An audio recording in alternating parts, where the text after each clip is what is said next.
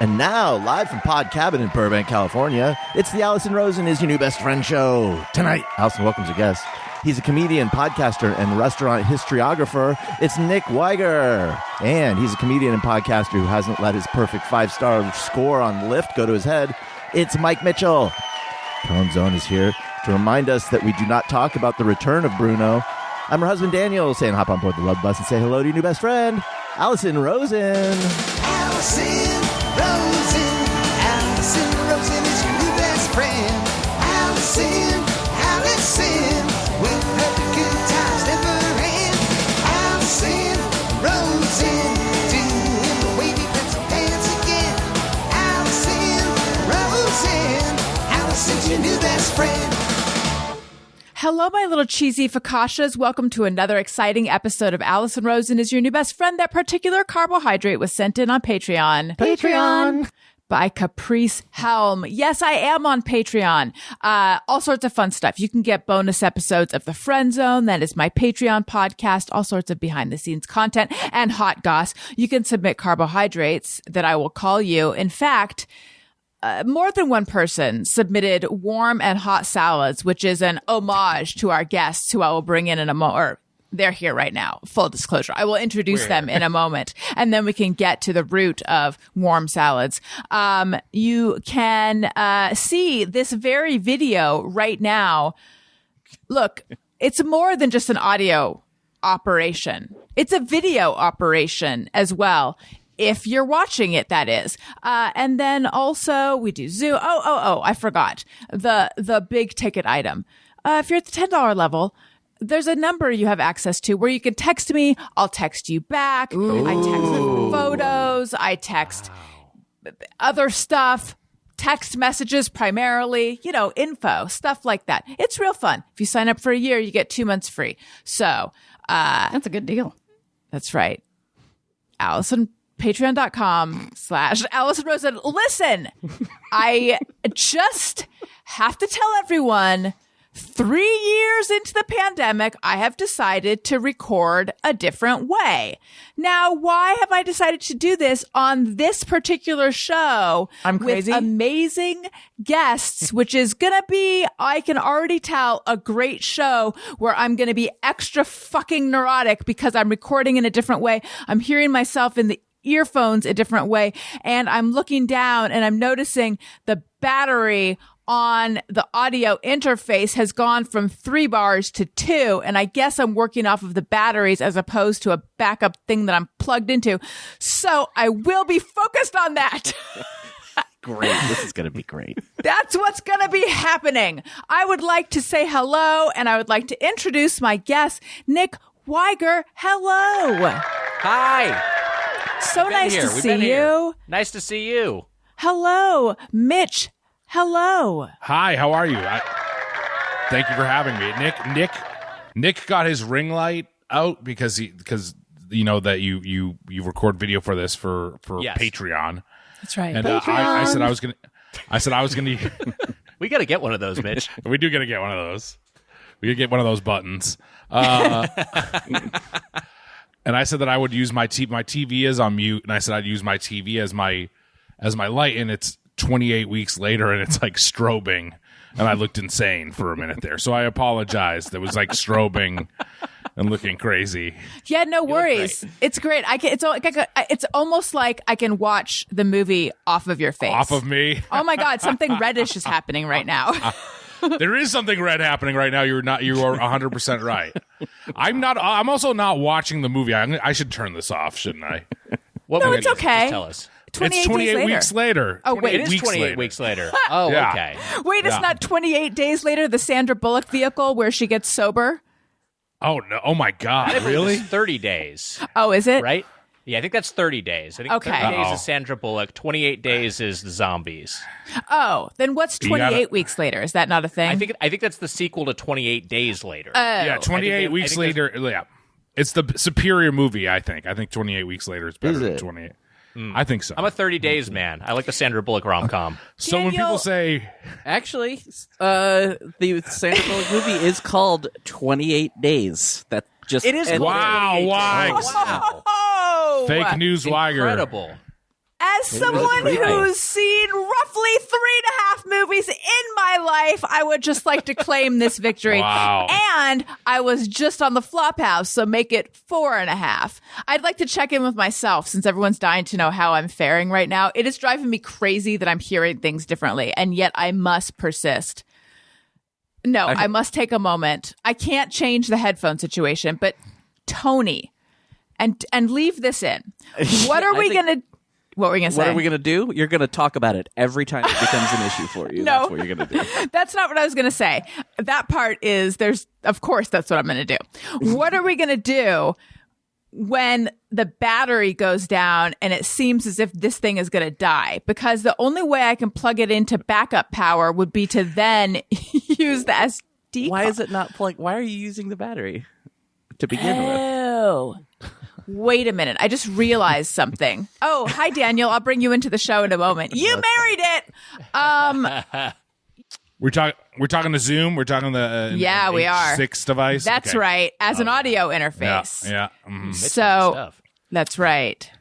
That's right. I've had some experience with this Zoom, this H6 recording device. So we're just I know gonna. all about it. Have you ever used it on battery power? I have used it on battery power. It will drain those batteries pretty quickly. Is the issue mine is plugged into my laptop with that little dingle. What is it called? A little dongle? A dingleberry? A little Dingleberry? dongle. A little dongleberry. How fast are we talking? How much time do I have? It's so that you're at half battery power and you're on batteries? There's 3 bars and I'm on 2. Can't you just plug it in? I think it'll be okay. I think you'll be okay. But certainly, let's waste some of this time by talking about it, though. I think you're screwed. All right. You can get an adapter. There's an adapter that will replace the charger, the batteries Yes. that will plug into USB, so you can just have power at all times. Yeah, mine has Well, no batteries in it right now. See, the way, maybe And cut, it's off. Tony, maybe cut some of this. The way that it is connecting to my computer, my computer. You're cuter. Cuter. I love my computer so much. That's I like call it my Larry. That's the Larry the Cable Guy version of. That's what he calls a computer. I'll go over and fix your cuter. You're done. The way my Zoom is attached to my computer is through the USB. So that is what would be plugged into. okay. Yeah. How's your Zoom attached to your computer? I believe Mine it's the is- same way for Mitch. Yes, it's a little dongle with a USB C. Right. Is that a USB C wire? That's correct. That is correct. I think so. Oh, you know what? I lied. There's a converter because I haven't. I can't show it unless Right. I unplug it. But Yeah. There's a little white converter it's a USB B. What is the flat one that's the Apple one's? Right. Do you know? Yes. There's the Lightning, which I think is its own standard, but then USB-A okay. is the standard. I don't know if there's a USB-B. No, there is, USB-C I'm not- is what you're thinking of, Mitch. Yeah. Okay, all right, yeah, USB-A, then- USB-C, and Lightning. So it's a USB-A that goes into Leave all this a in, converter. A converter. All of this. I want to get everyone's 20. I want to get your 28 rankings. How do you rank the 28s? Can we return to this? Yeah, can we do this franchise real quick? I looked it up and I thought it was 30 days. I thought I was obviously mistaken. 28 days. Sandra Bullock, Viggo Mortensen, Getting Sober, sort of rom-com comes out, dramedy comes out in 2000. 28 days later comes out in 2002. Wow. So if you're a film historian of the future, you very well might think these franchises are connected. And you would be completely thrown watching these in sequence. Then 28 weeks later comes out. That's the direct sequel to 28 Days Later. And then there's a 2011 film that I've just learned about called 28 Days on the Moon. So Whoa! the natural conclusion of And the Sandra Bullock franchise. Yeah, that's the sequel to the Sandra Bullock one. Yeah. Fascinating. 28 Days on the Moon is not connected to 28 Days Later, though. It's not. No, it's a completely different movie. And what's that one about? I don't know. I feel like it should be about periods. 28 days, moons. Daniel, hello. Welcome to the show. Hi. Thanks. I mean, you just the other night, and I don't know if what I'm about to make reference to, we might have cut out, and I'm dragging us back there kicking and screaming. But just the other night, you were saying that it's confusing the way we name USB plugins. I mean, just well, the yeah, other because night. I just got a new device, and it doesn't have the lightning thing. It has like the USB-C to USB-C, but it's not long enough. They only give you one that's like 3 feet, and so I wanted to get a longer one, and so I went online to figure out like what is this cable, and the port for the USB-C has something called Thunderbolt 4. Yeah. USB-C, and then like USB 4, and there's all these different names. It turns out I was assuming, these are the same thing. They're not the same thing. Yeah. Get your shit together is what I'm saying. Tech. It's baffling. Yeah. I think I forget. And then there's Thunderbolt, and there's also Lightning. And I think Lightning is what an iPhone connects to, but Thunderbolt is a different standard, which is maybe for video for Mac. I don't know. Oh, maybe Lightning 4 was what it was, not Thunder. See, I don't even. It might You be know what we Thunderbolt. need? I don't know. You know how back in the day, and I want to say this is like late 80s, early 90s, if you bought a wallet, it oftentimes came with a little tip card in it that had like the two options for tips back then were maybe like 10% or 15% or 15% or 20%. And then you could just look at your handy dandy card and be like, and we need like a converter card for all of these. And also sometimes it would have metric to whatever the other one is. We need a USB. Someone finish my sentences. It's the headphones. Tony, hello. Welcome to the show. I abdicate hosting. Hello and welcome. Hello. Thank you for having me on Tech Talk. Also, So today we're talking cuters. Get her done. Also, anybody that's watching on Patreon, keep your eyes in the background of me because I know. Bentley has been being a maniac ever as soon as we started recording. He's been sleeping very all day, and now he just came to life as soon as we hit record. I can see his butt. Yeah, so get on Patreon, check out that butt. Is there a Frenchie thing where sometimes they're like born without tails? They never have tails. Is that's just their deal? They have just like a little nub. A little nubbin. Yeah. Yep. It still wags too. You see it wiggling sometimes. It's pretty fucking cute. You know what I'm wondering? Why is Hollywood so in love with the number 28 is what I'm trying to figure out. Yeah. Wow. And Let's talk while about we're it. recording this, what's today? Oh my God. Oh, shit. Wow. It is That actually February does blow my 28th. mind. And I'm wondering if those movies are on because it's the 28th. I wonder if there's some sort of connection there. You know Quite what's a good possibly. what's a good number to percentage to tip? 28. That is a That's good very number. generous tip. Yeah, Yeah. it's great. It's too much, but I just want to sound like a nice guy. Hey, if you want to be a nice guy, why not? I think there's a lot of parents who are stuck in like the 15% zone. Yes. Allison, what you were saying, like I think so too. those boomers up to no good again. I also think there are some. Tell me where you are with this one. Look, I don't want to out any parents. Maybe I'm not talking about my own parents. Maybe I'm talking about other people's parents that I know who have these rules, which are like, well, you don't tip on alcohol, and you don't like. They'll get the. I just like look at the total and then I just add a tip on it. And I know some parents, again, not my own, who look at the total and then they like go up 6 lines, and that's the smaller number. They add a tip to that. Yes, you're not supposed to include drinks, I think. And so there's an older generation thing where I've heard sometimes where you just tip $1 per drink if you're at a bar. You completely ignore that this is like a $15 cocktail now. And then that there's also the like you're supposed to not tip on tax, like technically. But yeah, I just tip on the total because I don't know. I mean, I'm fortunate to have disposable income and. Whatever, service workers have fucking awful jobs. So, but I think that I imagine that generational tendency has something to do with cost of living was not as bad. You know, you could be like a server and have a 3-bedroom house, right? Because I mean, people just were like paid more fairly in general, and inflation was out of control. Thanks, Biden. Yeah, thanks a lot, Biden.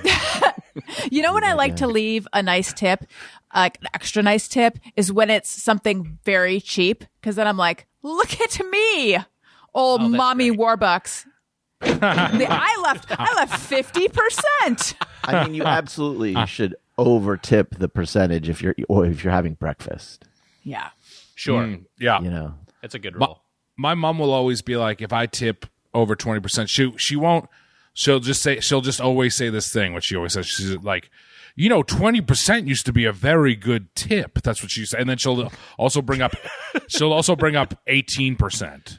She's like, 18% was once. And I'm like, 18%? 18%. First of all, 18%, the math is just crazy already. No. I don't want to That's why do you the need the 18% card in your math. wallet. No. Yeah. God, Yeah. It's worth 2% more to not have to calculate 18%. I agree. I want that. 100%. Yep. So, listen, Tony. Thanks a lot, Biden. I told you earlier. I told you earlier that I wasn't going to attack you. Here we go. I know. Here we go. And No, I knew you would still. look, it's not an attack and it's not an intervention. It's just a conversation topic. And I see this podcast as a conversation, an ongoing conversation. Okay. We talked about Daniel's habit of dipping things in mayonnaise. That's come up. It came up. I had the most fun time on Doughboys Double. What a blast. So do we. Yeah. Thank you so much for having me. Kicking off Munch Madness. That's right. Biggest month of the year. Now that is on your Patreon, Doughboys Double Patreon episode. That's right. How much can we talk about any details about that here? This will air on Thursday. Spill it all. Yeah, Okay. Spill it all, and then you already. can Yeah. avoid the stuff you're going to say to me. So Okay. So we So can you're still in deep shit, Tony. so we can share which sandwich chains it was? Yes. Are you sure? Hold on. Is Yeah, there a everyone knows bracket? this, yeah. Okay. There is a bracket. Okay, perfect. Challenge.com. So it was Firehouse. This is worldwide news. So wait, hold on. What were the seeds? What were the seeds of these restaurants? I'm glad you asked, Daniel. So there are the seeds that the ones that were up against each other in this particular competition were Charlie's Cheesesteaks and Firehouse Subs. So this, By the way, I would think would probably be a 3 seed and a 6 seed matchup. I'd say Firehouse is the 3 seed, maybe a 2-7. Allison, Honestly, He just gave all that information off one of those little cards you were talking about that came in the wallet. I don't know if he just I don't even know what seeds mean. Someone fill me in. brackets. Yeah, like in March Thanks, with Mitch. the basketball tournament. In a tournament, you seed each team in a different number ranking. So a 3 or a 2 No. means it's highly ranked. A Okay. 7 would be lower ranked. Oh, Yeah. okay. Do you know, like want the a team up- NBA? Or sorry. I mean, I know what that is, but typically in a tournament you would have like. So let's say there are 8 teams like in the they're playoffs. starting, like the ones who are starting at the beginning are like not the faves. Yeah, well, the way they're matched up, it's usually favorable towards the teams that have the better record going in. I see. So, or the teams that have a better chance of winning in general. So, Got it. You know, the team that's won the most games in college basketball that year will be a 1 seed, and a team that barely won enough to qualify will be the 16 seed. Those will be up against each other in the first matchup. I see. Okay. So anyway, we ate some sandwiches. We had various opinions. By the way, you know who loved one of the sandwiches from? Oh, actually, it was from Firehouse, which we thought was decent. My 5-year-old, we had a leftover Italian sub, and we joke that my other son Owen eats a Starbucks cake pop like a cartoon cat eats a fish, like just puts it in his mouth and pulls it out. But that was how Elliot ate that sandwich. Like I took it out of the refrigerator and he smelled it. He's like, "What is that?" And he loved that. So he's like the world's biggest fan of that particular sandwich. But anyway, Tony here does not like cold cuts. He's not a cold food person. Fascinating. Wow. I feel like we've discussed the cold food thing before, but cold cuts specifically upset you. I mean, I wouldn't go so far as to say upset. It's not like I will never, ever have them. It's just, it's not something I ever buy at the store. And if I'm like at a sandwich place that offers hot sandwiches and cold sandwiches, I'm going to go hot every time. But as I said to her, like usually like when if I'm on tour with my band or something and like we have some stuff in the dressing room and I don't have time really to go somewhere, I'll make a sandwich and I'll I'm not going to complain about that, but I'm not going to seek that out. Sounds like I like hot over cold sandwiches. I like a hotter sandwich more than I like a cold sandwich. I'll admit. Thank you. It's Mitch. contextual for me. I can understand the hot sandwich argument. Like always, a hot lunch is nice, but hot salad, yes. But I'd rather if we're talking about like an Italian sandwich, I'd rather get like a cold Italian sub than like an Italian melt, or even a tuna sandwich. I'd rather have a tuna salad sandwich than a tuna melt, even though some people like a tuna melt. Tuna melt does sound good though. They can be good, but I there's a place for a cold a tuna sub or a cold tuna sandwich. You guys were both very oh my God, what's the word? Encouraging is not the word I was going for, but positive, I guess I would say, of the tuna Italian sandwich that you had as the only cold offering at Firehouse, and I didn't go for it because I didn't feel like biting into tuna. Yeah, the Firehouse has a good tuna salad. Yeah. I'm kind of finding that out from a lot of these sub places. They all have pretty good tuna sub. I never salad. really feel like ordering tuna. I never do. It feels risky. Yeah. Sure. Yeah. So It isn't. Tony, and by the way, this feels like a snack chat to me, but Tony, when you say you're going to order a hot sandwich, like what are you going to order? Snack chat. Thank you. I mean, obviously depends on the place, but I'll get some sort of like chicken sandwich usually, or like maybe a meatball sub. Okay. And it basically, any sort of I don't know. I mean, a hot sandwich. Do you feel like you're a sandwich guy? I wouldn't go that far, but I'm not anti-sandwich. Okay, because smartly, the Doughboys started out the episode wanting to know my general feelings about sandwiches, and I was like, I'm not that into sandwiches, and they like wanted to kick me off the show, which they should have, given that it was a show dedicated to sandwiches.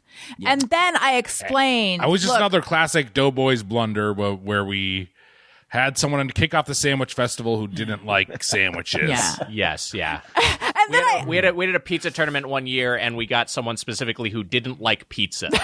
Rarest of individuals. Claudia. Yeah. Claudia O'Doherty. I forgot about that. And then I was like, hold up. And I just backpedaled so hard. Like, it's like the Flintstones. Like, but in reverse. And I was like, hang on. I've often said, like, I want to be buried with bread and butter. Like, I love bread and I love butter. It's more like I don't allow myself sandwiches and stuff. And then I think I regained my good name. I think it was okay. But yeah, it was great. It was great. Thank you. It was great up. So Tony, Our show sucks. Our show sucks anyways. Our show's terrible, but it was great to have you on. Honestly, as a guest watching what you guys do, I was so, and look, this is my show. This is not my show about your show, but it's turning into my show about your show. I was so impressed with just like how much prep and how much production and all the bits and all the stuff. And it really, I've just been thinking lately, I've been doing too much navel gazing lately. But I've been thinking lately about how sometimes I do wish I had a bit more of a format to be like hemmed in by versus just this real open-ended, like, I'm going to talk about my headphones for 25 minutes situation that I have going on. You got a button on this show. You got the button. It's true. I do have fun buttons. I do have fun buttons, yeah. That's your new nickname. Fun buttons. Yeah. Yeah. A format can be a blessing and a curse. It's it's nice to have something to anchor you, but an anchor can also prevent you from progressing. So I feel like sometimes we have like this Mitch, you and I, we often, and us fighting has become a part of our format, I guess. But this will often be a point of tension between us because I'll have this rigid format that I'm trying to ascribe by, and you'll be like, hey, you're being a fucking nerd with this format. I'm right. A little bit. Well, like when we were like scrambling for like a segment, I'm like, let's just eat like a piece of jerky and just right. But then I'm like, that has to be, jerky or worky. That has to be a name of a segment, and we'll say like, does this work or is this a jerk? And then it'll become this whole ordeal. And I'll say that. What type of jerk? We'll talk about jerking off. Things like that will happen. Right, that'll happen. I wanted to say that you bring up the Flintstones just made me remember that I really would love to try that big rack of ribs in the beginning of the Flintstones. That knocks the car over. Yeah. I just really wonder what it tastes like. I know that was really off topic. No, that's fine. No. We were all thinking it. I'm glad you said that. It's been a really, really long time since I've had ribs. And I don't find myself wanting them. Like, that Carl's Jr. commercial that's like, if it doesn't get all over your face, if it doesn't get all over the place, it doesn't belong in your face. And I've always felt that to me is not a great selling point because I actually don't want something all over my face. I realize there's a real double entendre happening here, but like ribs are so messy. So I guess I don't want to eat the Flintstones ribs. Call me crazy, but That's more fair. Flintstones ribs for you guys. I guess I just want to eat anything fictional. If I see like some sort of fictional food, Yeah. I just really want to eat it. I guess that is more because I'm not the biggest ribs person. What Even about that big Heathcliff trash fish you mentioned earlier? Yeah. Like that looks appetizing in a cartoon. I want to eat one of those. what about the roast beast from Grinch? That I would love to have. The roast Same. beast looks great. I do wonder what it is, what the animal is, because it's a roast beast. Half cow, half turkey. It's like a hybrid animal. Right. Oh, can we go back to the discussion about format though, because that's interesting to me personally and the other people who also have podcasts, which at this point is everyone. Yeah, most people. That's really fascinating that you feel that is a point of tension. I guess my question is actually a little bit adjacent to that. Like, how much does a ton of work go into an episode ahead of time? Uh-oh. Good question. It seems like it does. As a guest, really? Okay. Not a ton, but also we've been doing it for long enough where we're used to, we know the bullet points of how to get through an episode. It's more work certainly for this particular month we're doing right now, which is Bunch Madness, which is our tournament, where we, it's a little bit more rigmarole involved. But a general episode, we're pretty.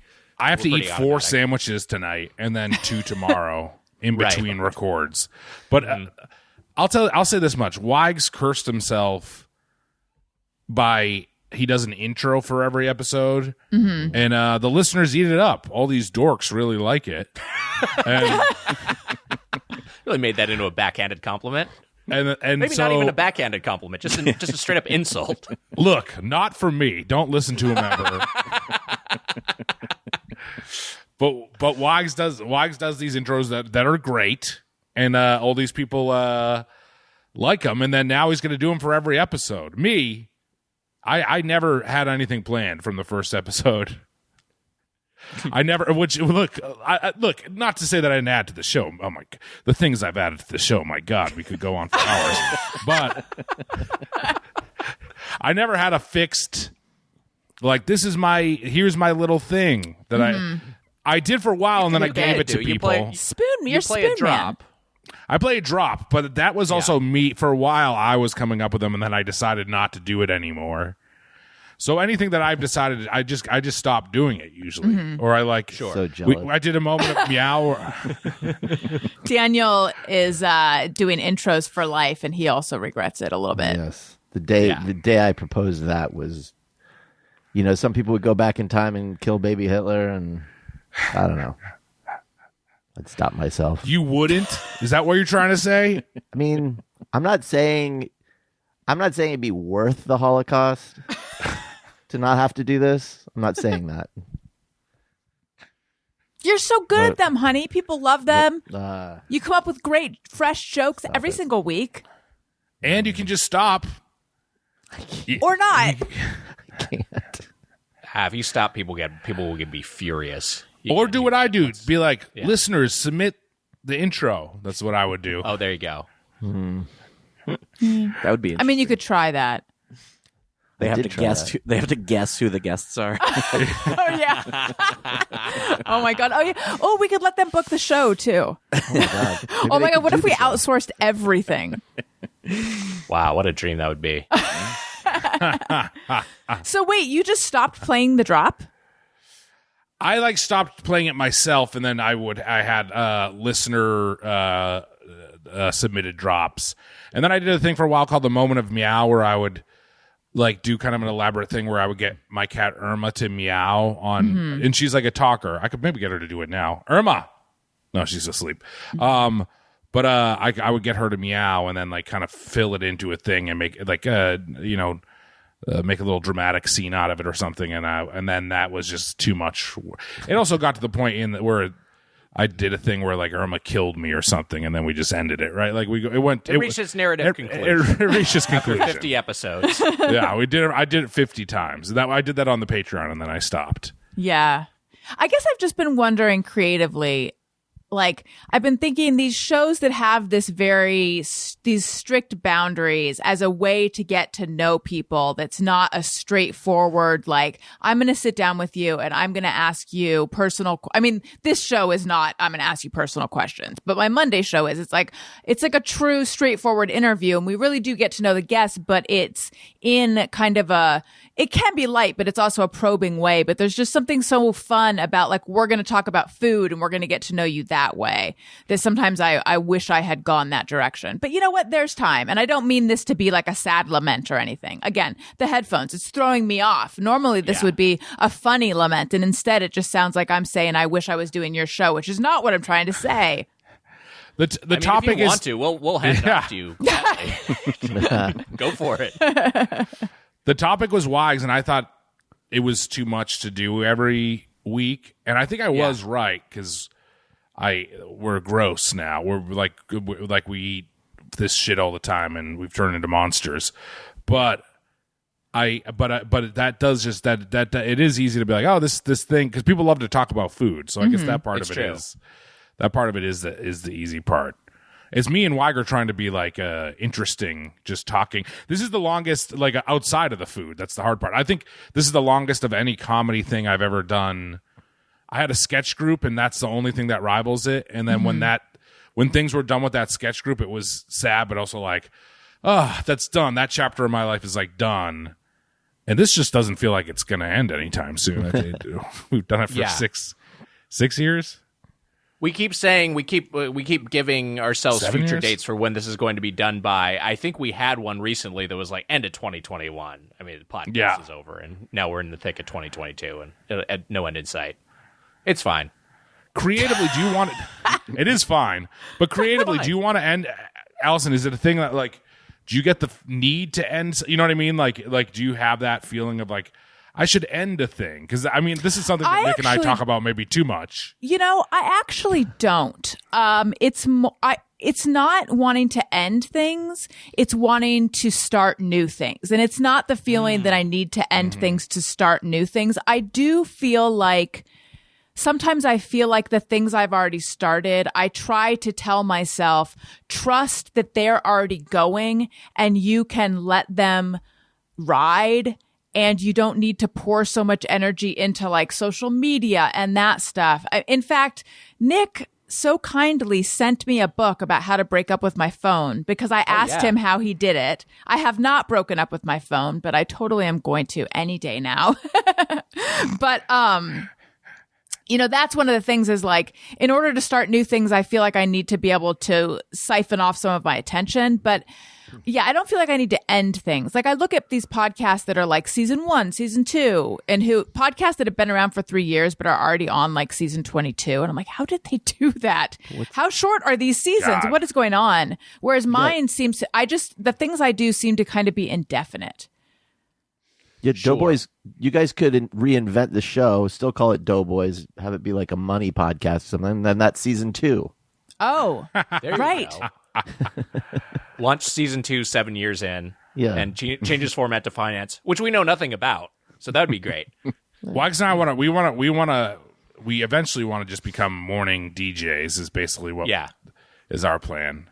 Do you guys creatively feel like things need to have bookends?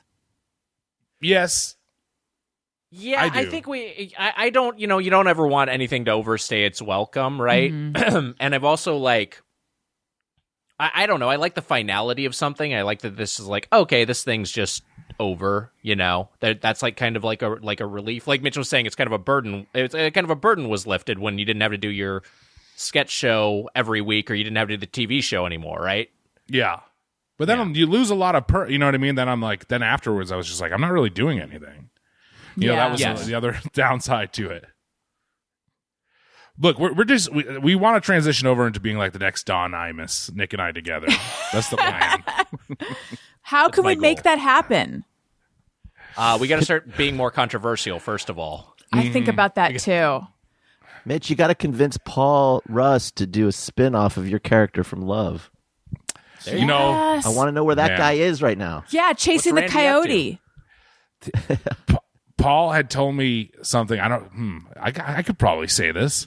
Ooh, but he said that there was another season there like that we would live in. My character and his character would live in Oakwoods together. It was one of the things that that's he had awesome. pitched, Nice. which sounded very funny, and I was sad that it didn't happen. That was one of my favorite shows. Yes, he's great. Paul is so funny. I love that so much. Listen, you guys, you know why I'm having trouble not focusing on my headphones? It's probably because my diet is lacking certain nutrients. Nearly 90% of Americans are nutrient deficient. There is a massive misconception that just because you eat healthy, your body doesn't need anything extra. Our food system today is broken. And so even if you eat a well-rounded diet, it's impossible to get all the nutrition you need. GEM solves this issue by filling the gaps in your diet with daily nutrition in one delicious bite. GEM is the first multi-bite vitamin. That's right. I said multivitamin, not vitamin. You heard that right. You eat, not take. Nutrient-dense bites designed to replace your multivitamins and complicated supplement routines in the form your body understands and digests best. Whole food. So I don't know how you guys are with supplements. I always say I'm going to take them, and then it's like powder, and you mix it, and blah, blah, blah, and then I don't take it. But with GEM, I really do take it. And it's like this little square, and it's food. And it's very tasty. It's like ginger orange. And Daniel had one today. What did you think of it? Good. Yeah. So I didn't know what to expect. Mm-hmm. It's made up of 15 plus whole food ingredients that give you all the essential vitamins, minerals, adaptogens, superfoods, prebiotics, and probiotics to address our modern lifestyle needs and key deficiencies, helping with total mind and body support. If you want to check out GEM and try their seasonal favorite, Citrus Ginger Daily Essential for yourself, we have a special offer for Alison Rosen's New Best Friend audience. Go to www.gemvitamins.com/best friend or enter best friend at checkout for 30% off your first order. That's gemvitamins.com/best friend for 30% off your first order. Thank you, Gem. And I also want to talk to you guys about Good Chop. Good Chop is America's #1 online butcher. They sent me a box of meat, and it is so good and so many delicious, good options and cuts. There's filet. There was chicken breasts that are so good. They sent scallops. They sent yes. What else? You know the cuts of beef better than I do. Filet, ribeye. I think we had a New York strip in there. Ground beef, chicken. I mean, it was so good. Wild caught salmon. All of it was so good. In fact, I thought of you, Weiger, because I know that you are back on chicken this year. Yeah. Right. So, Good Chop prides itself, especially on sourcing beef that comes with no antibiotics or added hormones ever, no artificial ingredients, only the good stuff. By choosing Good Chop, you support local family farms and independent ranchers right here in the U.S. They source only the good stuff, which is why they feel confident about their 100% money back guarantee. Love Good Chop, or get your money back. Go to goodchop.com/bestfriend100 and use code bestfriend100 to get $100 off your first 3 boxes. Again, go to goodchop.com/bestfriend100 and use code bestfriend100 to get $100 off your first 3 boxes. Good Chop, America's online butcher. Okay. And we are back. So let's say hello and welcome to my new patrons. Alison wants to say thank you to a couple of special people out there who signed up to be new patrons. Patreon.com/Alison Rosen. Hello and welcome to Rob Schulte, and hello and welcome to Joseph Patch, who has signed up for an annual subscription. Again, sign up for an annual subscription, 12 months for the price of 10. Wow, what a steal. That's a good deal. Patreon.com/Alison Rosen. Okay. And I was thinking that we should do Just Mirror Everyone, but I can't find my goddamn phone. I have a question for you guys. What is a virtual restaurant?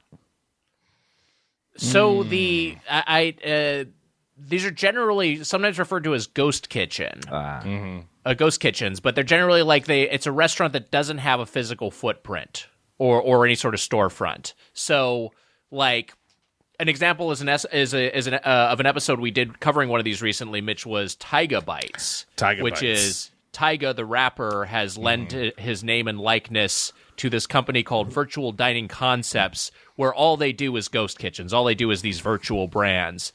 And they use existing restaurant spaces like Buca de Beppo kitchens, which are like have a lot less people dining in now, and some of the other chains that the company owns. And they produce Tyga Bites in these kitchens, in these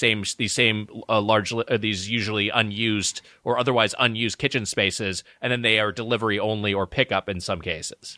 And, when you hear virtual concept brands, you're probably like, this is going to be like a great meal. I'm going to get like a home-cooked, something good here, something that has a lot of love and care put into it. But surprisingly, it sucks shit. Almost every one of them are bad. Well, there's one that I see pop up. It's like Mr. Beast or something like that. Mr. Beast Burger. Yes. This is the YouTuber Mr. Beast, who is hugely famous. Which, by the way, Nick just on the podcast had talked about how it was like one of the top selling burgers, right? Like as far as fast food burgers, Wags. Yes. So these things are difficult to quantify because they're like they don't have physical spaces, but they're like, in terms of per store sales or just in terms of gross sales, I think, and in terms of number of locations that they allege they have, like, they're like one of the top burger joints right now in the country. Well, because I would see this thing pop up on Postmates, and when I'm on Postmates, often I'll look to see where the store is if I don't know it. Yes. And it's like in a neighborhood. Are these things made in someone's house? Like, how does that work? I think in some cases it's possible. I mean, it's possible, in other, probably. Yeah. Well, Mitch, you have one going in your new place, right? Yeah. Do you guys know that there's one of these now is Mariah Carey's cookies? Yes, Mariah Carey's cookies. That's what we talked about on the show, and we haven't had it yet. I went to a place. This was in the earlier part of quarantine, within the first 6 months. That like we saw same sort of thing, Daniel. We saw on our Instagram that this Italian sub place was popping up. We gotta try these fucking Italian subs, and we ordered it, and I ordered it for pickup. And the place I showed up to was like the evidence room at a police station. Oh, Jesus. And inside I was the only person picking it up for myself. Everyone else was a Postmates driver or an Uber Eats driver. It was really grim, and they were just lined up, and they had like 6 different ghost kitchens operating in the same space. Oh, wow. Yeah. Chris Hansen walked out, right, Wags? That was unrelated, but he's been on my tail for a while. Oh, man. Well, good. Oh, go ahead. Sorry. Well, it just that there's so many, like, there's something about knowing that it has a storefront with a letter grade in front of it gives me a certain amount of comfort. When it's just it's plopped in the middle of a neighborhood, I don't know what I'm getting. There's also just the shadiness of like, wait, so this is some venture capital firm that has no connection to the local area. They're just like spider webbing out as many ghost kitchens as they can nationwide to try and just. It's like patronizing Uber, or it's like patronizing, Amazon Prime. It's like I'd rather order from a local business, or as Mitch, you've argued this before, a local chain. We're now rooting for local chains. We're rooting for local chains now. Like you want like Fuddruckers to succeed. Well, because even though like a local chain has had to source their food, they've had to have time to get stuff that's good or whatever. It's not just... I'm back. Did the conversation totally die without me? We're talking about ghost kitchens and virtual restaurants. Yes, I can hear yes. that. Sorry, carry on. No, carry on. I just wanted There's a kitchen. There's a Doughboys kitchen where we're doing a Mr. Beast burger. Doughboys Deviled Eggs comes out of my apartment, and and Allison. Wait, is this true? Oh. Wait, where do you stand on deviled eggs? Because this came up on the show recently. I enjoy them, but my husband hates them because he's wrong. You hate them? Well, I'm not a big fan of hard-boiled eggs. That is the appropriate... Interesting. That appropriate fire and intonation. Tone, the appropriate tone. You like mayo. I do. It's hard-boiled. It's that sulfur. Here's the hard-boiled egg is the worst kind of food to eat because it's got the outside smells like farts, and then the inside is like eating like nasty chalk. It's like there's nothing good about it. Wow.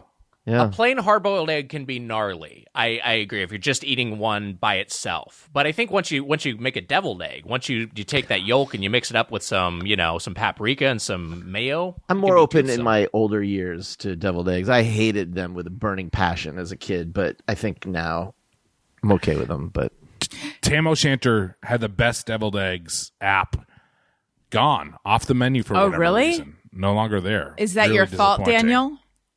yeah, Did you demand they remove them? I People picketed like them him for at a few least. weeks. Yeah. That shit out of here. Nick, did you say they can be toothsome?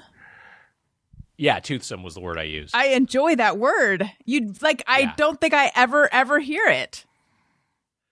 Yeah, I mean, I sometimes have the vocabulary of like an 18th century robber baron. But that's great. So I'll try to restrain that. I call him the dictionary dork on the podcast. Okay, let's do Just Me or Everyone. This is a segment where people write in with things they think or do, and they wonder, is it just me or everyone? And we weigh in. Sometimes I ponder on something I have thought or done. Is it just me or everyone? Okay, Apple Unlimited says, when I'm driving on the highway, I always worry that my daughter will come loose from her seatbelt at the same time she accidentally opens the door and goes flying out of the car. I literally never have this fear unless I'm on the highway. My kids are in car seats, so I have not had that particular fear yet. However, I did have like a similar fear. Daniel, do you remember this? The very first time we took Elliot to the grocery store, this is so insane. We were walking down the soup aisle, and I was just suddenly worried that the cans would fall off the shelf and onto him. He was in his stroller, and nothing could convince me that the cans weren't going to come off the shelf and hit him. And then also I remember the first time we took him to a restaurant, just being worried about like every time a server went by with plates and like, what if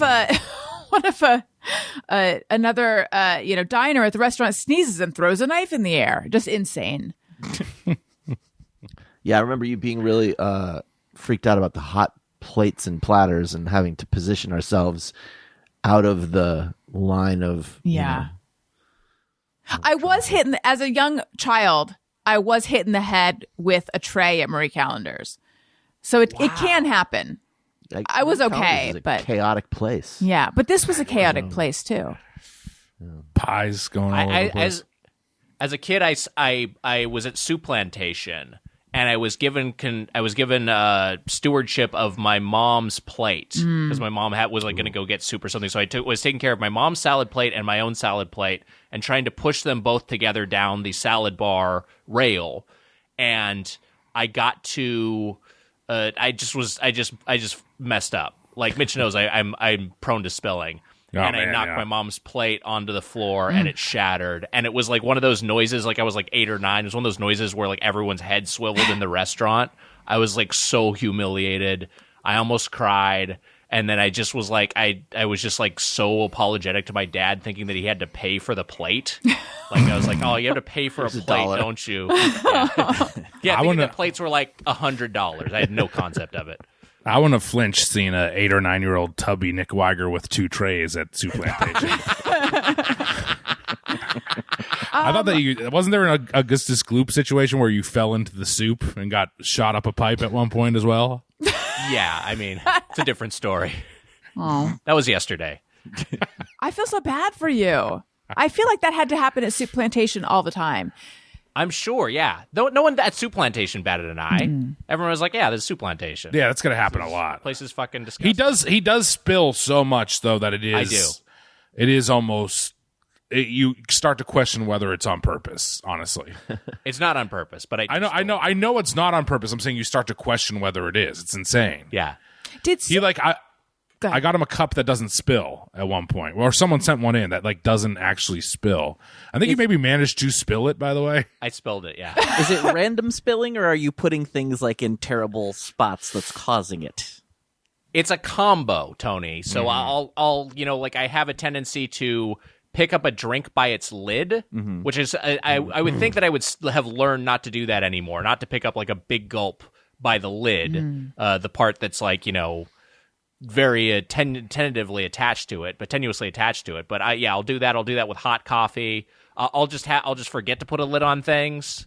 And I'm also just clumsy. I'll just like an errant elbow or forearm will just knock over my mug. He famously spilt. We've talked about, I say famously because it's on the podcast, so not famously, but he spilt a cup of coffee literally like on the feet of a Netflix executive we met to pitch the Doughboys TV show to. Yeah, we were there in the handshaking phase, and I had a coffee I just bought that I forgot to put the lid back on. Oh God! I was like, I think what it was is I turned the coffee with my handshaking hand or something. I don't remember exactly what it was mechanically. There's so a lot of just dumped the whole coffee onto his foot.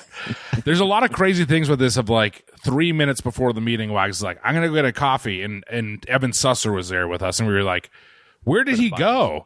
The meeting's about to start like now, and he just went to get a coffee. Then he spilled the coffee on the executive's feet. And then I also remember specifically like the dirty napkin that you like held after the fact. There was a dirty coffee napkin. Well, it was one of those things I had to try to clean up as much as possible the napkin that I had, and then I had no place to put it. So I was like, it wasn't like there was a trash can in the conference room, so I was just holding a dirty napkin. Look, did this have something to do with the Doughboys show not being picked up by Netflix? Who's to say? This cup that doesn't spill that you spilled, what are the mechanics of it? Is it one of those like just very wide bottoms? I think it's magnets. Yeah, very heavily weighted. Yeah. Oh, was it magnetized? Is that what it was? I think there's like a magnet device. It's still here because I keep everything. I'm a hoarder. But it still is in the house. But there is like a magnet configuration. So like you can only pick it up by picking it straight up. Oh, wow. And then you can't. But he did spill it. You did spill the cup that can't be spilled. I remember this. Well, because that doesn't control how you put it down. And also you have to put it down the same place. So yeah, I 100% spilled it. Okay. So do you guys have any similar fears of like kids or animals flying out of your car or anything? 100%, yeah. You guys driving a lot of kids around? I get very nervous with the cats that they could get caught in a bag or like anything could happen to the cats. I'm childless. I have no children, so the cat it kind of just transfers over to the cats, which I think I'm also OCD, but I think also anyone who has any animal parent knows that feeling of something bad happening or the door being open and the animal getting out and so much so that Nick took a picture of my garage just recently, but I wrote a thing when I went away. I was filming in Atlanta and I got this big cork board and I put up things on it that said like, if it's a fire emergency or you're robbing my house, like please close the door because of the cats, because I had to leave the cats for quite a few months. I was just like, it's so scared that they were going to let the cats out. Right. Yeah. But like anything like that, yeah. My head goes to dark places. I would be worried about that too. I just had a memory, speaking of things flying out of cars. So I've done Getting Doug with High, which is Doug Benson's. I don't know in what capacity he still does it. I think he must do it. I think he does it on Zoom still, but his show where you would, they would send a car for you so you're not driving, and then you smoke pot, and then do a show, and then they drive you home. And I do not smoke pot very much at all anymore. But I did when I did this show, and then I was high in the Uber home, sitting in the back seat and worried that I was going to fall out of the car. That pretty much what this the person who wrote the Just Me or Everyone said, like worried that the door was going to open and I was going to fall out. So I was like inching toward the center of the back seat, but thinking, is this how I always am when I ride in the back seat of a car? Like forgetting that no, normally I ride in the back seat of a car like a human being. Anyway, okay. Moving on. I think you should tell that story like a dare officer to scare kids. I know. Okay. Here's one. Edible Intelligence says, we all know that Cocoa Krispies cereal and milk makes chocolate milk, but has anyone ever thought to add chocolate milk to Rice Krispies to make them Cocoa Krispies, or am I a genius? Just me or everyone? Wow. I've never thought about that. Yeah. Me neither. You might be a genius. Did they say if it worked? They haven't. I'm sure it works. I bet They're it would. dead. It worked too well. The chocolate bounces off the milk. I don't know what it is about the Rice Krispies. It's been like probably 25 years since I've had a Rice Krispies, but I can't imagine. My dad was a Rice, or is a Rice. I feel like my parents don't have them in their house anymore, but we always had them in the house growing up. So I had access to them, but I never was very like, it's instant mush is how I feel about Rice Krispies. That's how I feel about Pebbles cereal. It's kind of, it's like Fruity this, Pebbles. it's the same It goes mush little fast. thing. I love chocolate. That's a thing I got from my mom, maybe because we both are big chocolate nuts, and I know that it's goofy for like a guy like me to be like, ooh, let me look at that chocolate menu after dinner or whatever. But that is the way I am, and I want to get like a big slice of chocolate cake. But I don't love it in cereal. I never was like a big breakfast chocolate person. Yeah. I like more cinnamon or even Fruity Pebbles, maybe more of like a fruity thing. Not to say I don't like, I like sugar, of course, but like Frosted Flakes is more my style. Like the chocolatey cereals were never my go-to. Right.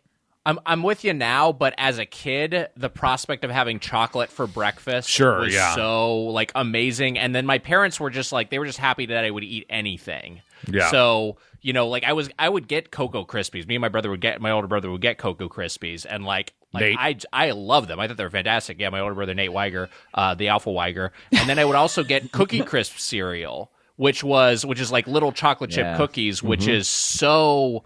It's disgusting. I can't believe I ever like put it in my body, but at the time I thought it was just like the most delicious thing imaginable. What are those? The Cookie Crisp. Cookie Crisp I did have. So that I did eat some Cookie Crisp. I bet your brother probably just alphaed his way to that cereal. It was like, Ma, you're gonna pick up some Cocoa Krispies for us.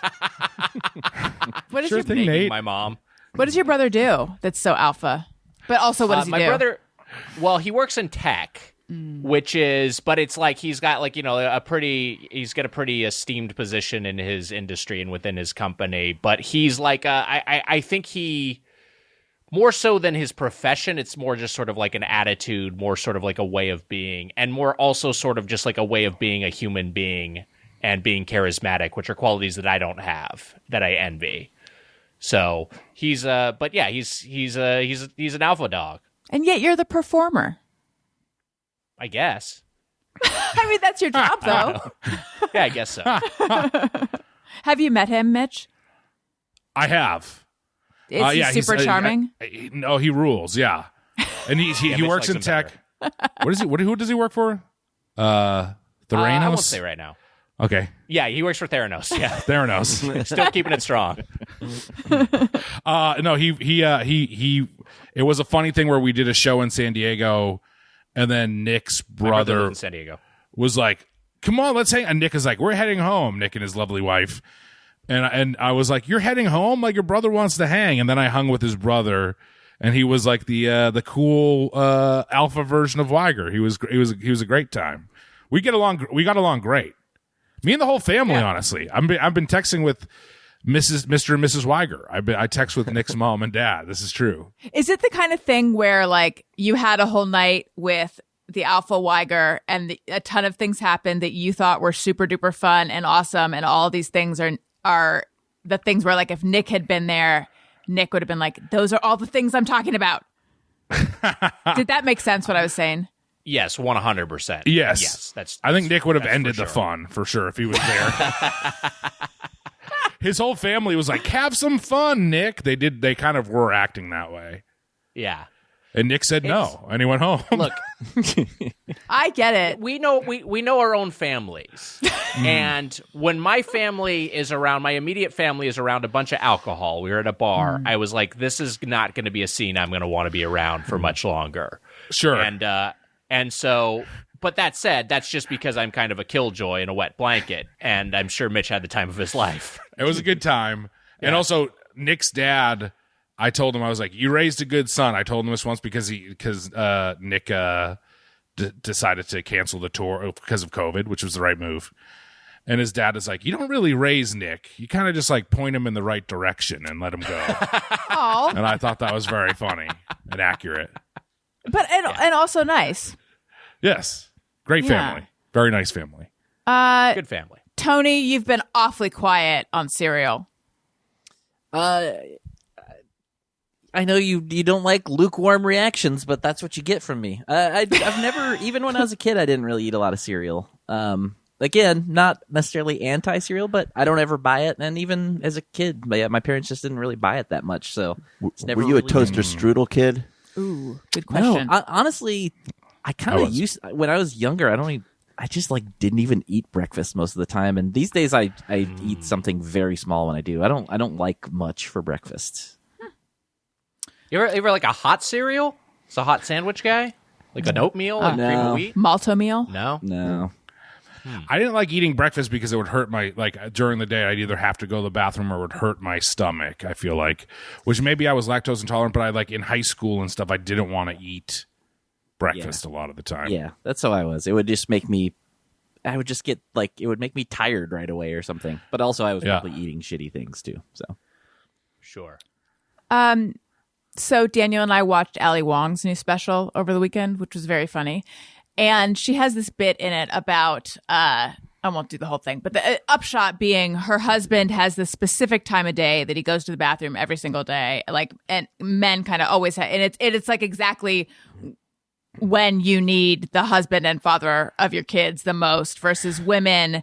Just, it happens at the most inconvenient time. And I was thinking how for us, in my experience, like how true this has been.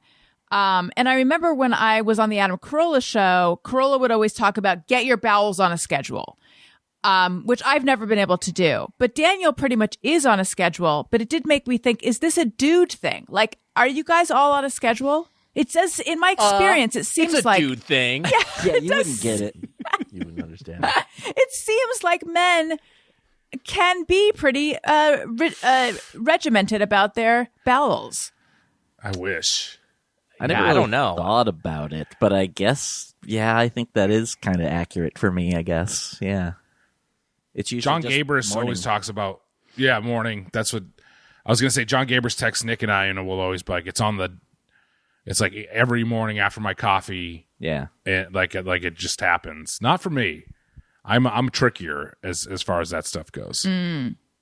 It's, I'd say I'm pretty regular, but there'll be some wild cards in there, you know. So like you never quite know what to expect. I think that, boy, I can't really speak to the gender divide, except that I would just assume there's probably just like less like, you know, like it's less dude shame / taboo regarding moving your bowels. You know what I mean? Like I feel like that's probably less of a it's not a thing that there's as much latent. I don't know. But then again, it is like humiliating to have to use the bathroom. In high school, it was almost like impossible. I feel like. I guess I can't be all of school. Yes. Elementary school, middle school, high school. I never used the bathroom once. Never went number 2 the entire time I was in school. Insane. Yeah. Always saved it for home. Mm-hmm. I worked at a place where it was this big sprawling office, but the bathrooms were just one.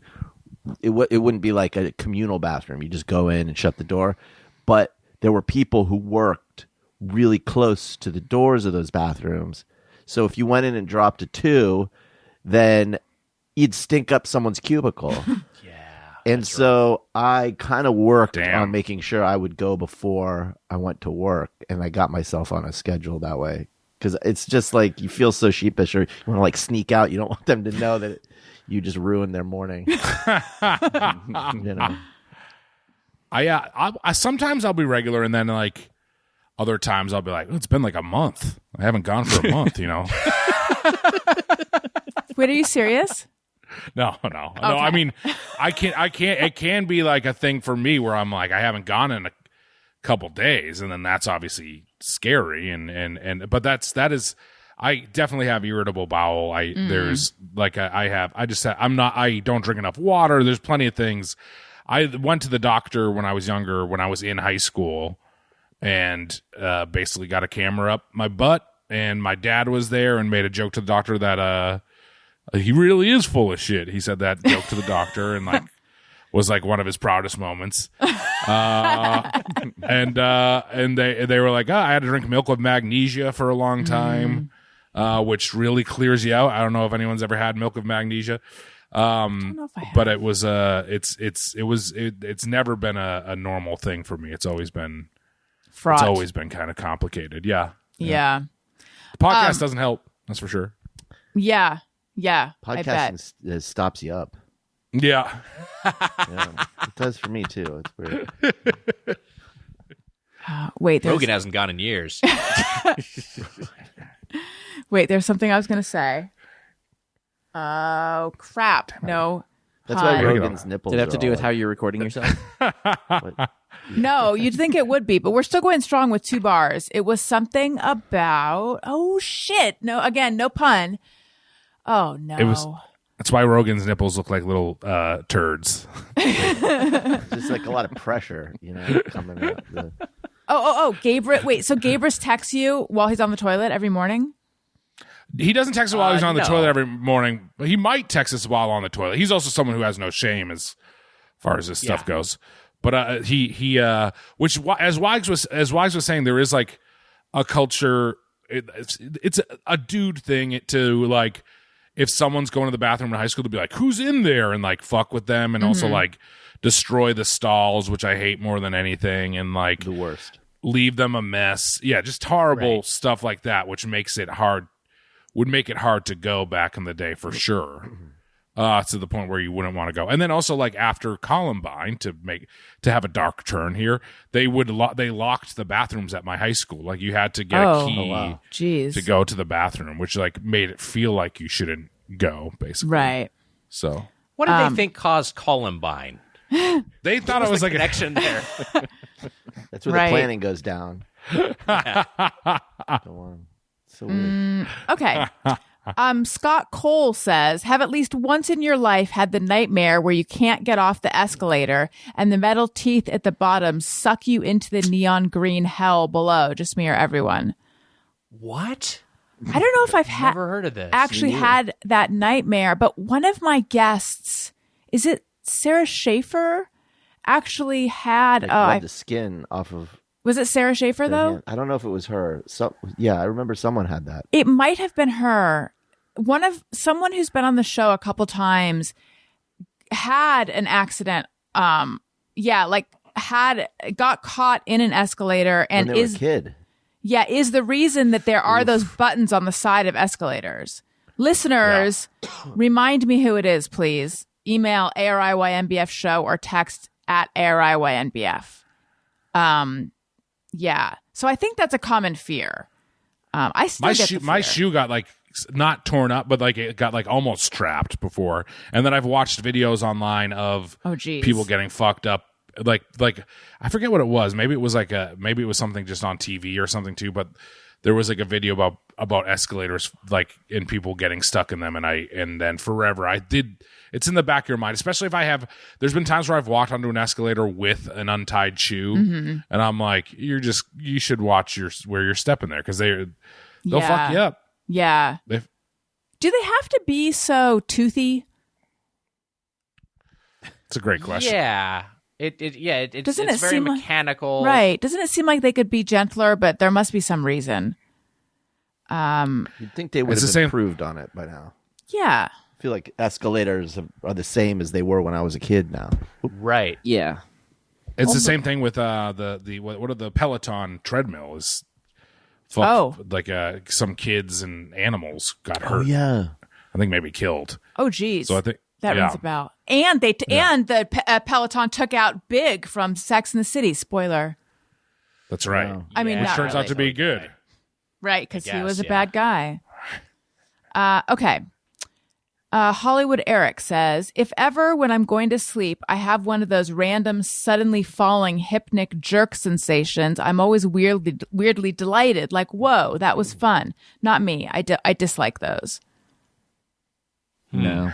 You know what he's talking about, where you're like, I know exactly. Yeah. The little kick. Yeah. That they talk about it in Inception. I think I might actually like it. I might be with your writer here. I think it's kind of cool, because I'm like, oh, I was about to fall asleep. Mm-hmm. Like I sort of get that sort of moment of revelation.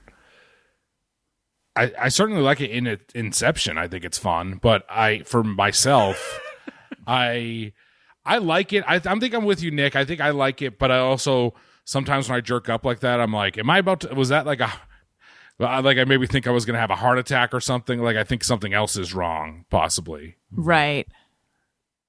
So that's scary. Do you guys ever get sleep paralysis? I don't think I've ever had that. What was that like? I would get it pretty frequently. I haven't had it for a while, but what is the man that everyone sees in sleep paralysis? It's like a Slender Man, but it's not Slender Man. There's like a big looming figure. He has a name though, doesn't he? I think he does have a name, but I don't remember what his name is. What? I guess and if I did, I wouldn't say it because I wouldn't want to conjure him. Wait, there's a man. This giant. Is this real? Yes. Very, very common to see a giant hulking figure, a shadowy figure. I think oftentimes wearing a hat.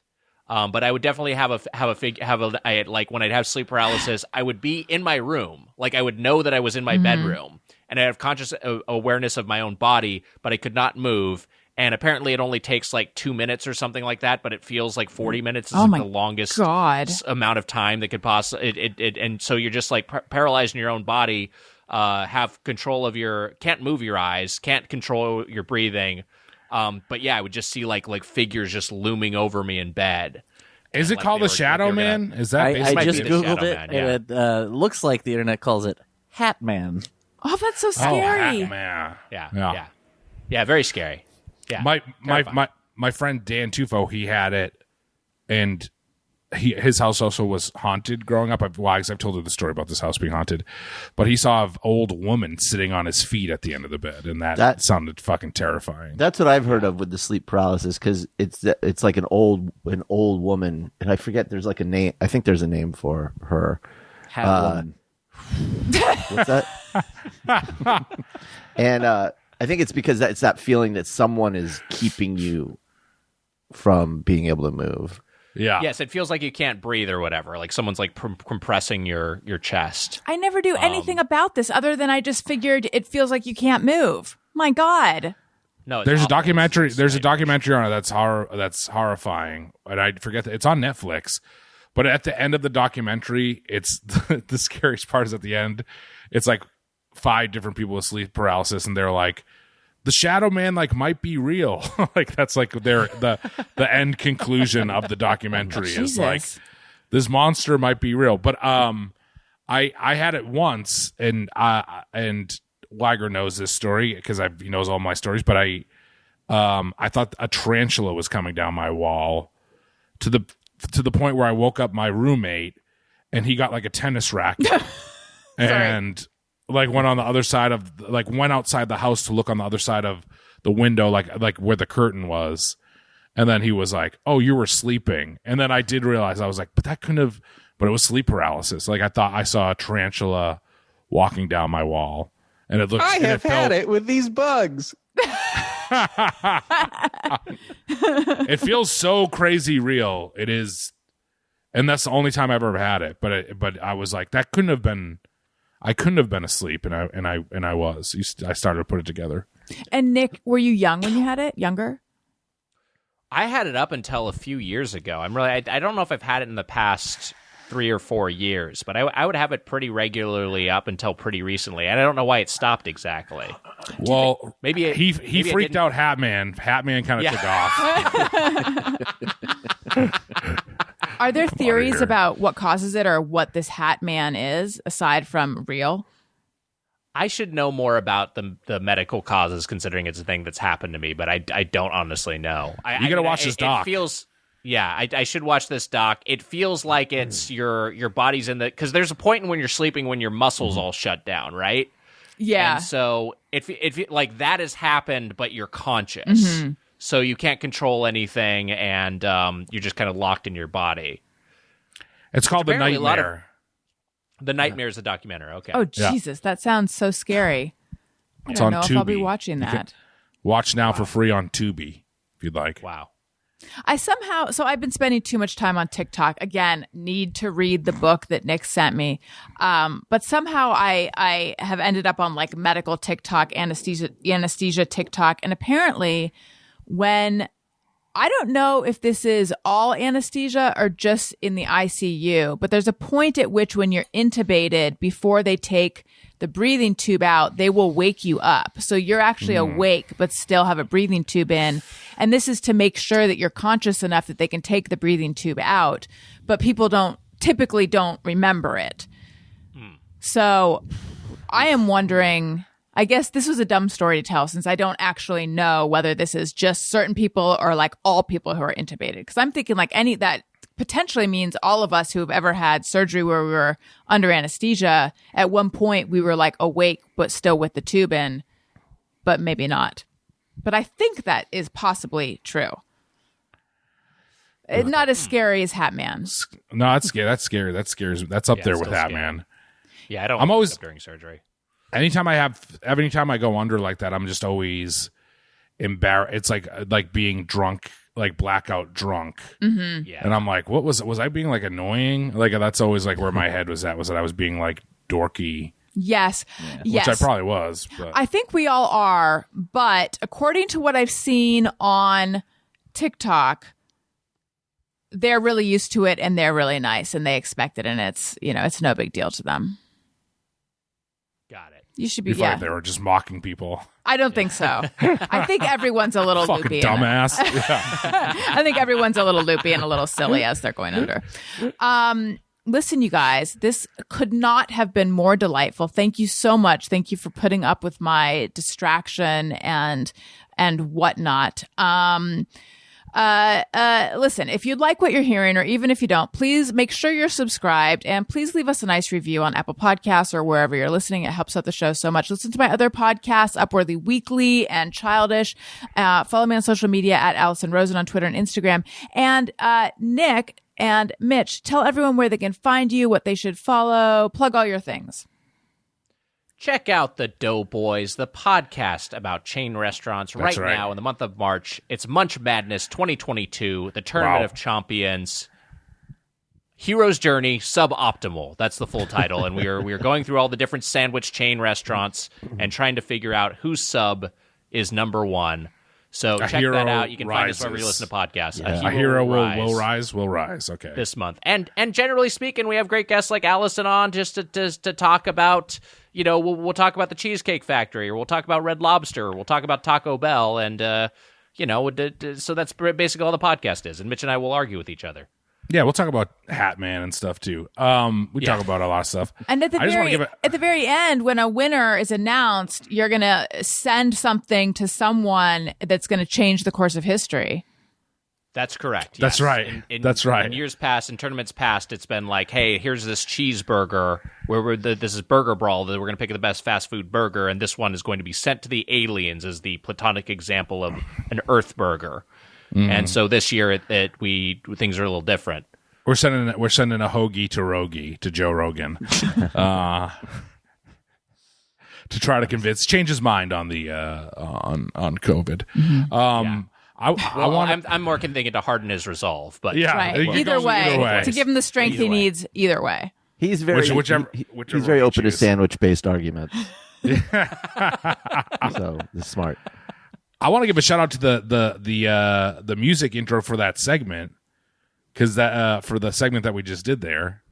Just Me or Everyone? Just Me or Everyone. Oh yeah, thank you. Because if you asked me, it's like, is that a Randy Newman song? I maybe would have just been like, yes. It's great. That was that's Trap Dog, who is a listener from the early days. His name's Tom Rapp, and he goes by Trap Dog, and he did the theme song and a bunch of the music from the show. Most of the music, like all the music actually, but there's a few Tony Thaxton hits sprinkled in as well. Yeah. That's what we're talking about. Mm-hmm. What we're plugging, Mitch's show Love on Netflix got mentioned. Oh, yeah. If you haven't seen Love, Check out Love. So definitely check it out. good. Thanks, It Mike. is so good. One of my favorite shows, yes. And Daniel, what about you? Follow me at on Twitter and Instagram if you want to, at Daniel Quantz. Watch Love. Love has an episode that is one of the funniest episodes of TV I've ever fucking seen. Oh, wow. I think about it every now and then, and I don't want to say which one it is, because if someone hasn't seen it and then they see it and now they're expecting this to be the funniest episode I like they've that ever too. seen, it will not be funny to them, because that's the rule. But anyway. Hell yeah. So No, I appreciate that. Follow over here, this dude. And Tony, what about you?